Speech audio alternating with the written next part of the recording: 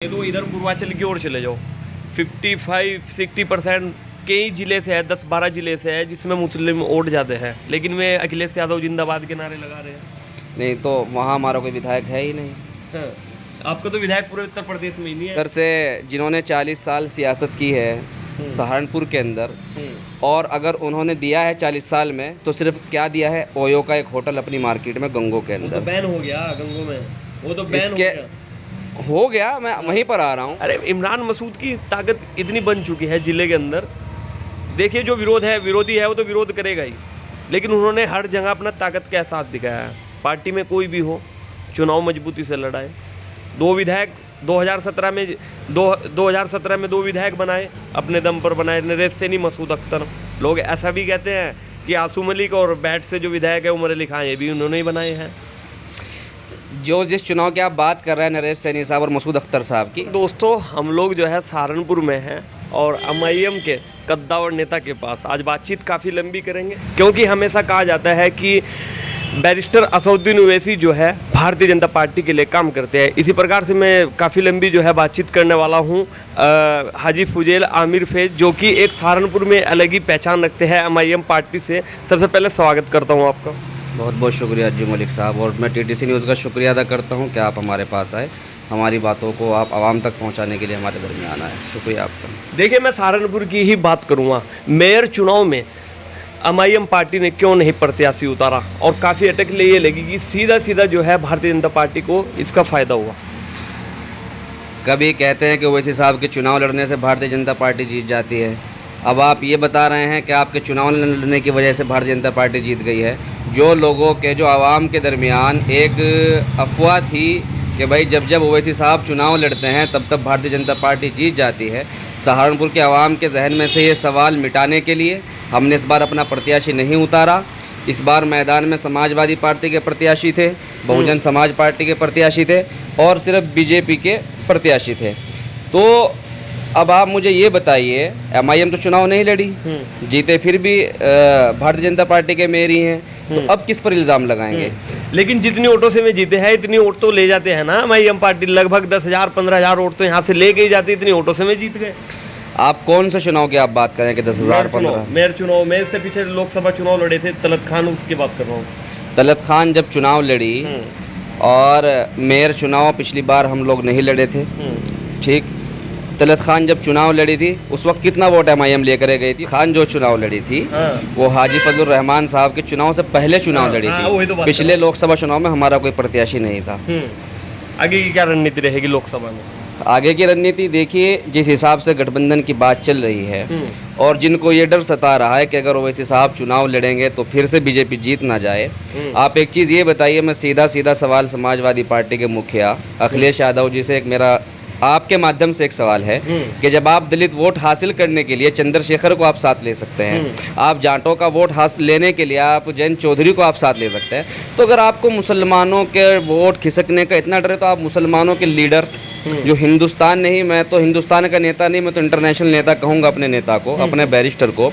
आपको मैं जानकारी के लिए बता दूं कि शायद हिंदुस्तान में जितने लीडर हैं सबसे पढ़ा लिखा लीडर अगर कोई है तो वो बैरिस्टर असदुद्दीन ओवैसी साहब। चलो मैं मानता हूँ, वोट बैंक जयंत चौधरी के पास अपना, वोट बैंक चंद्रशेखर के पास अपना, लेकिन लोग तो समझते नहीं है ना बैरिस्टर असदुद्दीन ओवैसी को। समझते हैं तो तेलंगाना के लोग समझते हैं तो हैदराबाद के लोग समझते हैं, यूपी में कैसे समझेंगे? वो अब दौर चला पर 5,000 वोट हर लोग। विधानसभा आप लोगों ने देखा होगा, विधानसभा चुनाव नगुड़ विधानसभा की बात करता हूँ, 3300 वोट रिजवाना बेगम ले गई, ठीक है जी, और वहाँ से जीत रहे हैं मुकेश चौधरी जी 200 कुछ वोट से। तो पहला आपका सवाल ये था कि उनको सिर्फ हैदराबाद के लोग जानते हैं। ये सवाल अब काफ़ी पुराना हो गया है। अब ओवैसी साहब को हैदराबाद के साथ साथ बिहार की आवाम भी जानती है, महाराष्ट्र की आवाम भी जानती है, और इस चुनाव में जो हाल ही में चुनाव हुआ है तो उत्तर प्रदेश की आवाम ने भी जाना है, और दो फायदा हो जाता है उनको तो जानती है। मैं आपके सवाल का जवाब दे रहा हूँ ना। और आप जो विधानसभा चुनाव की आप बात कर रहे हैं, विधानसभा चुनाव में हम लोग कितनी सीटें लड़े हैं, ठीक। आप उन सीटों का मुआयना कीजिए। आप सीधा इल्ज़ाम देते हैं एमआईएम को, वहीं आप भी तो लड़ी, आप कितना वोट लेकर के गई, आप उसको भी तो जोड़िए ना। जो लोकल प्रत्याशी होते हैं आप उनको भी तो जोड़िए ना। मुसलमान किसी के बाप की जागीर नहीं है, मुसलमानों का वोट किसी एक पार्टी का वोट नहीं है। आप मुसलमानों का वोट तो लेना जानते हैं, आप मुसलमानों की बात नहीं करना जानते। आप बताइए मुझे, अभी उत्तराखंड के अंदर कितना कुछ हुआ, अभी भी चल रहा है। बताइए मुझे, आप कौन बोला बैरिस्टर साहब के अलावा कोई बोला क्या? जब शरीयत में मुदाखलत हुई, जब 3 तलाक का मामला हुआ, जब CNRC का मामला हुआ, 3 तलाक का मामला और CNRC का मामला जितने मजबूती के साथ बैरिस्टर असदुद्दीन ओवैसी साहब ने लोकसभा में भी वहाँ संसद में भी उठाया है, सड़कों पर भी एहतजाजात किए हैं। और चलिए उसको भी आप छोड़ दीजिए, अतीक मलिक जो पहले समाजवादी के नेता थे, फिर उसके बाद बसपा के भी नेता रहे हैं, उनको खुलेआम गोली लग जाती है। बताइए मुझे, किसने आवाज़ उठाई है? क्या ये सरासर लोकतंत्र की हत्या नहीं है कि कस्टडी में जो है एक पूर्व सांसद की और पूर्व विधायक की हत्या की जाती है? बताइए कौन बोला? अगर उस पर भी कोई बोला तो बैरिस्टर असदुद्दीन ओवैसी साहब सिर्फ बोले हैं। और जो लोग ये इल्ज़ामात लगाते हैं और जिनको ये डर है कि भाई ओवैसी साहब के चुनाव लड़ने से जो है बीजेपी आ जाएगी, 2022 के विधानसभा के चुनाव में मुसलमानों के जहन में ये योगी का डर हावी था, ओवैसी साहब की मोहब्बत के ऊपर योगी साहब का डर हावी था। वरना इंशाल्लाह आप आने वाला चुनाव देखेंगे, समाजवादी को जितना विधानसभा में वोट मिला है 95% वोट मुसलमानों का वोट गया है। आप उनसे क्यों नहीं आप सवाल करते कि यादव का वोट कहाँ गया, दलितों का वोट कहाँ गया? अगर साहब आपको इतना डर है कि भाई बीजेपी का आपको इतना डर सता रहा है, देखिए हमें कोई डर नहीं है। हमारे लिए समाजवादी हो, हमारे लिए भारतीय जनता पार्टी हो, हमारे लिए कांग्रेस हो, हमारे लिए सब एक ही है। हम सबको बराबर नापते हैं। हमारे लिए कोई आवाज़ नहीं उठाता है, हमारी कोई बात नहीं करता है। हमको सिर्फ जो है दरी बिछाने के लिए, हमारे वोटों को इस्तेमाल कर सत्ता में आने के लिए। चुनाव की मैं आप बात 2022 विधानसभा के एजेंडे की अगर बात करूं, अखिलेश यादव प्रेस कॉन्फ्रेंस करते हैं, जबकि अखिलेश यादव की बिरादरी का वोट मात्र 7% है उत्तर प्रदेश के अंदर, और हमारा वोट देखिए कितना है। आप जो है बंद कमरे में बैठ करके, एसी में बैठ करके आप अखिलेश यादव ये कहते हैं कि अगर हमारी सरकार आती है मुसलमानों को रिक्शा देंगे। अरे आप शिक्षा की बात क्यों नहीं करते हैं? आप मुसलमानों को शिक्षा देने की बात क्यों नहीं करते? क्या मुसलमान ये रिक्शा चलाएगा? अब इंशाअल्लाह ताला उत्तर प्रदेश नहीं, हिंदुस्तान के अंदर हम अपने वोटों को इकट्ठा करके, अपने वोटों में इत्तेहाद पैदा करके, अपने झंडे के नीचे इंशाअल्लाह हम भी उसी मजबूती के साथ अब जो है बराबर में बैठेंगे। और हम बराबर में बैठ करके सिस्टम की बात करेंगे, हम तालीम की बात करेंगे। देखिए NRC CA का मामला चल रहा था, बैरिस्टर असदुद्दीन ओवैसी शाहीनबाग पहुंचे, ठीक है जी। उसके बाद नासिर जुनैद की हत्या हो जाती है, उनके घर पर पहुंचे, ठीक है। एक साक्षी का भी हत्या हुई है और एक मुस्लिम लड़के ने उनकी हत्या की है, और जिसमें लोग जा भी रहे थे, उन्होंने किसी ने बीच बचाव नहीं किया। उसके बारे में तो एक भी बार नहीं बोले बैरिस्टर साहब। मैं दलित लड़की की जो है हत्या कर रहे हैं, खुलेआम कर रहे हैं मुस्लिम युवक। मैं आपको लिंक शेयर कर दूंगा। अगले दिन ही जो है एहतजाजी जलसा था हैदराबाद के अंदर, असदुद्दीन ओवैसी साहब 15 मिनट बोले हैं। चलो उस पे बोले हैं, लेकिन उनके घर तक क्यों नहीं पहुंचे? कौन कह रहा है? किन के घर? उनके साक्षी के घर तक क्यों नहीं पहुंचे? दिल्ली में कलीमुल हफीज साहब, किसी मुस्लिम के साथ हो जाता तो एकदम आ जाते बैरिस्टर ओवैसी साहब। दिल्ली में कलीमुल हफीज साहब हमारे प्रदेश अध्यक्ष हैं, उनका जो है एक प्रतिनिधिमंडल जाकर के मिला है। आपकी जानकारी अधूरी है। मैं आपको लिंक, देखो मेरी बात, मैं मान रहा हूँ, लिंक शेयर तो करें। मेरा मतलब ये है कि अब देखो पार्टी है, जा सकते हैं, पूरा ठेका तो उनके पास नहीं है। हर जगह प्रदेश अध्यक्ष है, प्रदेश उपाध्यक्ष है, सब लोग ही जाएंगे। मैं कह रहा हूँ जहाँ पर मुसलमानों पर अत्याचार होता है या कुछ भी ऐसी कारण बनता है, बैरिस्टर असदुद्दीन ओवैसी वहाँ पर पहुँचते हैं। लेकिन ये मामला हुआ, एक सरेआम मुस्लिम लड़का जो है चाकू घोंप रहा है, 18-19 वार की है। मैं ये नहीं कह रहा कि उनके प्रदेश अध्यक्ष पहुँचे हैं, वो तो पार्टी का काम है, जाएंगे। बैरिस्टर असदुद्दीन ओवैसी क्यों नहीं पहुँचे? बैरिस्टर असदुद्दीन ओवैसी साहब ने आवाज़ उठाई, ठीक है, आवाज़ उठाई। उसके बाद उनका अमेरिका का दौरा था। वो अमेरिका में थे, शिकागो के अंदर। उन्हें इंटरनेशनल सेमिनार में उन्होंने हिस्सा लिया था। और आप मुझे एक जगह ऐसी बताइए जहां बैरिस्टर असदुद्दीन ओवैसी साहब खुद गए हों। जहां भी जाते हैं प्रतिनिधिमंडल जाता है, हमारी पार्टी की नीतियाँ अलग हैं। नीतियाँ तो अलग है। मैं तो ये कह रहा हूँ कि जाना चलो, अमेरिका में उनका कोई प्रोग्राम था तो फिर आगे चले जाते हैं। नहीं, ये सवाल आप, घायल को मरहम लगाना अच्छा होता है ना? ये सवाल आप कांग्रेस की प्रियंका गांधी से क्यों नहीं करते? आप ये सवाल समाजवादी के अखिलेश यादव से क्यों नहीं करते?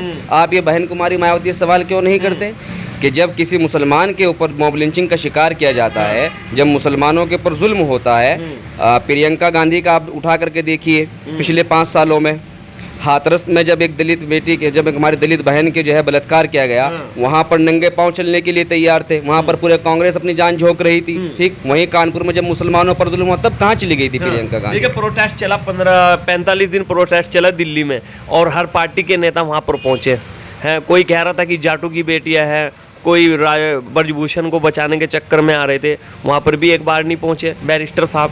जहाँ पर हिंदू हो गए तो उनकी छवि बन रही है ना, मुसलमानों की छवि बन रही है कि मुसलमानों के लीडर हैं। जब साथ में लगेंगे तभी तो मजबूत बनेंगे ना, हिंदू मुस्लिम साथ चलेगा तभी तो बनेगा। या फिर आप लोगों को ज़रूरत नहीं है कि मुसलमान जिंदाबाद के नारे लगाओगे?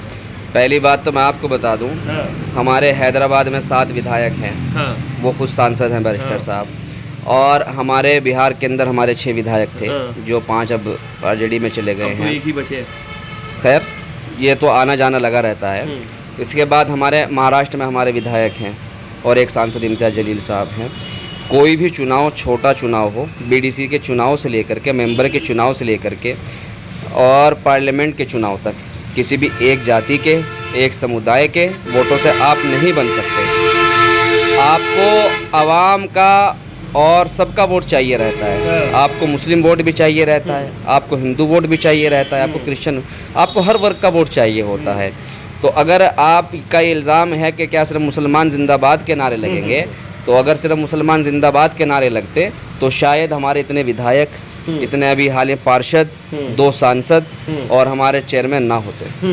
लेकिन हो तो रहे ना, मुस्लिम बाहुल्य इलाकों में ही तो हो रहे हैं ना भाई। जहाँ पे हिंदू की तादाद ज़्यादा है, हिंदू भाइयों की तादाद ज़्यादा है, वहाँ पर तो जमानत जब्त मिल रही है। जहाँ पे मुस्लिम कम्युनिटी ज़्यादा है वहीं से तो चुनाव जीत रहे हैं, अदर जगह से क्यों नहीं जीत रहे?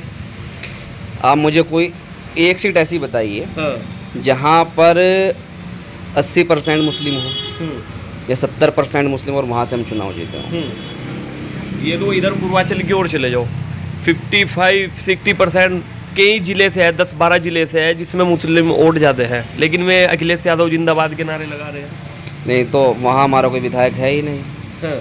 आपका तो विधायक पूरे उत्तर प्रदेश में ही नहीं है। नहीं तो हम पहला चुनाव हम लड़े। देखिए, पहला चुनाव हमेशा पहचान के लिए लड़ा जाता है, दूसरा चुनाव हराने के लिए लड़ा जाता है। पहचान ही बनाई 2022 के विधानसभा चुनाव में। बिल्कुल, लोगों ने हमारा वो जीतने के लिए चुनाव नहीं लड़े थे, फिर इसका मतलब हार जीत तो मुकद्दर होती है ना। कोशिश तो हमने यही की थी कि एक आध निकल कर आए, लेकिन इंशाल्लाह 2027 के चुनाव में आप रिजल्ट देखेंगे, बीजेपी को मजबूती से जिताएंगे। लोग आरोप लगाते हैं, मैं क्या कह रहा हूँ। नहीं, आप मुझे भाई जितना मुस्लिम आपके पास आएगा, आपके पास सदर तो वोट है नहीं भाई, आते हैं कैंडिडेट है, जितना मुस्लिम है आपके साथ आ रहे हैं, ठीक है, तो सीधा सीधा बीजेपी को फायदा होगा। आप मुझे ये बताइए, मेयर के चुनाव में तो हमने कहीं पर भी जहाँ पे हम मजबूती से हम चुनाव लड़े हैं, ये बताइए कि सहारनपुर में हम नहीं लड़े, तो सहारनपुर में भाई कैसे बीजेपी के जीत रहे? ठीक, हम लोग जो है मेरठ में हम लड़े हैं और अल्हम्दुलिल्लाह इतनी मजबूती के साथ हम चुनाव लड़े हैं कि अतुल प्रधान वहाँ मौजूदा विधायक हैं। अतुल प्रधान की वाइफ चुनाव लड़ रही थी, उसके बावजूद भी अगर वहाँ पर बीजेपी को टक्कर दिया तो हम लोगों ने दी है। तो क्या वो भी सिर्फ मुस्लिम वोट था? अब 2 जगह पर विधानसभा चुनाव आ रहे हैं, एक मध्य प्रदेश तो दूसरा राजस्थान। क्या पार्टी चुनाव लड़ेगी? अब ये तो हमारे सदर मजलिस तय करेंगे, क्योंकि इसका फैसला तो हम लोग नहीं कर सकते। या बीजेपी तय करेगी?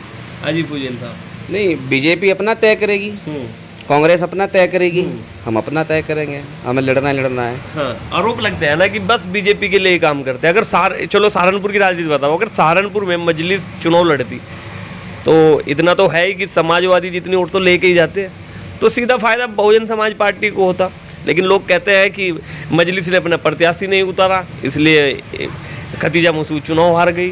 भाई अगर 10-12 हज़ार वोट ले जाते तो सीधा उनको फ़ायदा होता। मैं वही तो कहना चाह रहा हूँ, हम चुनाव लड़ें तब बीजेपी हमारी वजह से जीत रही है, ना लड़ें तब बीजेपी हमारी वजह से जीत रही है। आशू मलिक साहब के छोटे भाई चुनाव लड़े हैं।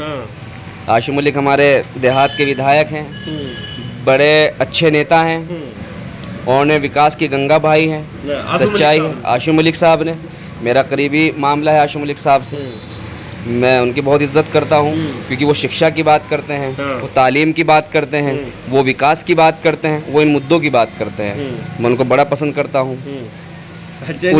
उनके छोटे भाई चुनाव लड़े, ठीक, उधर से जिन्होंने 40 साल सियासत की है, सहारनपुर के अंदर, और अगर उन्होंने दिया है 40 साल में तो सिर्फ क्या दिया है, ओयो का एक होटल अपनी मार्केट में गंगो के वो अंदर। तो बैन हो गया गंगो में, वो तो बैन हो गया, मैं वहीं पर आ रहा हूँ। क्या उन्होंने कोई मेडिकल कॉलेज दिया? क्या उन्होंने कोई एक अच्छा यूनिवर्सिटी दी? क्या उन्होंने कोई बेहतरीन हॉस्पिटल दिया? नहीं दिया ना। उन्होंने सिर्फ 40 साल अपनी रोटियां सेकी है, अपने आप को मजबूत किया। रशीद मसूद साहब अगर जेल गए तो अपने बेटे के MBBS की सीट को लेकर के जेल में गए हैं, आवाम के लिए जेल नहीं गए। ठीक, उनकी धर्मपत्नी, उनकी भाभी भी कह लो, समधन भी कह लो, वो चुनाव लड़ रही थी।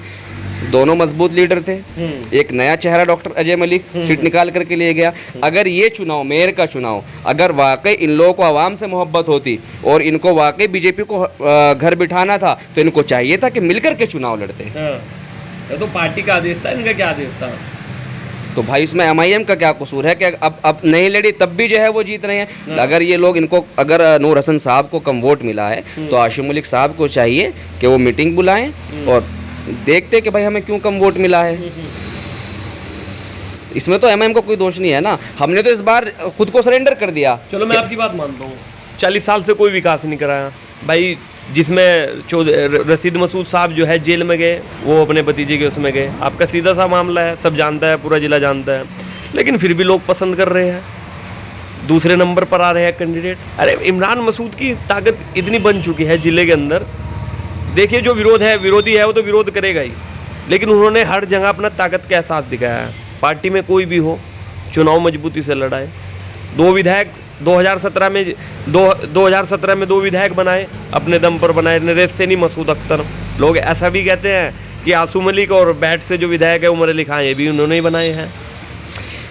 जो जिस चुनाव की आप बात कर रहे हैं, नरेश सैनी साहब और मसूद अख्तर साहब की, देखिए एक वर्ड है एक्सीडेंटल।